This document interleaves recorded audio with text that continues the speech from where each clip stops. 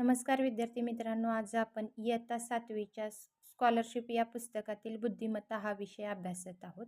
त्यामध्ये प्रकरण पहिले आकलन यामधील स्वाध्याय भाषाज्ञान यावरील स्वाध्याय 1.2 आपण अभ्यासत आहोत. हा स्वाध्याय आहे पेज नंबर 150 वर 51 वर आणि त्यामध्ये आपला चौथा प्रश्न चालू आहे. होता वेळ नव्हती पण काळ आली आला या शब्दांपासून अर्थपूर्ण म्हण तयार करा. म्हणीतील 8व्या स्थानावर कोणते अक्षर आहे? आता यामध्ये बघा, आपल्याला ह्याच्याकडे पाहिलं की आपोआपच आपण विचार करतो की आपण म्हणी तर पाठ केलेल्या आहेत. काळ होता, याच्यावरनं काळ आली होती पण वेळ आला नव्हता, ही अर्थपूर्ण म्हण तयार होते. बघा, काळ आली होती पण वेळ आली नव्हती. काळ आली नाही, आला होता, पण वेळ आली नव्हती, ही अर्थपूर्ण म्हण तयार झाली. तर आपल्याला काय विचारलं आहे? 8व्या स्थानावर कोणते अक्षर आहे?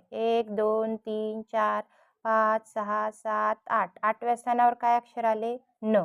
म्हणजे पर्याय क्रमांक 1 हेच आपलं उत्तर असेल. पुढचं करत बसून वेळ घालवायचा नाही एक्झाममध्ये. त्यानंतर प्रश्न 5वा. अनघड या शब्दातील घ या अक्षराने किती अर्थपूर्ण शब्दांची सुरुवात होते? अ पासून एक एक शब्द तयार करूया. सुरुवातीला एक एक शब्द तयार करू आपण. अन, त्यानंतर अघ, अड,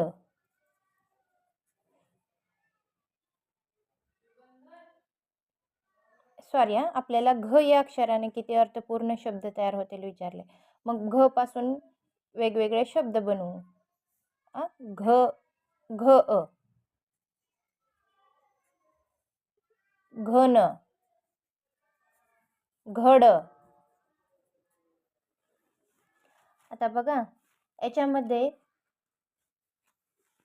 घ ला काय अर्थ नाही. घन म्हणजे क्यूब, माहित आहे, याला अर्थ आहे. म्हणजे हा एक अर्थपूर्ण शब्द आहे. घड म्हणजे द्राक्षेचा वगैरे घड असतो, तो घड.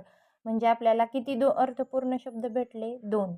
म्हणजे पर्याय क्रमांक 2 हे आपलं उत्तर असेल. गीत रामायण हे भावगीत काव्य कोणी लिहिले? आता गीत रामायण हे भावगीत, याच्यासाठी तुम्हाला वेगवेगळी पुस्तके आणि लेखके माहिती असायला हवेत. वेगवेगळी कविता, लेखकार, निबंधकार ह्यांची सर्व माहिती तुम्हाला असायला हवे. यामध्ये गीत रामायण हे भावगीत काव्य लिहिलेलं आहे ग.दी. माडगूळकर यांनी.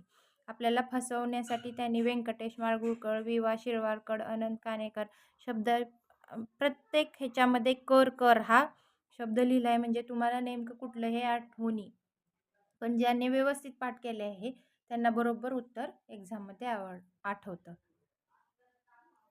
यानंतर भेटूया पुढील भागात.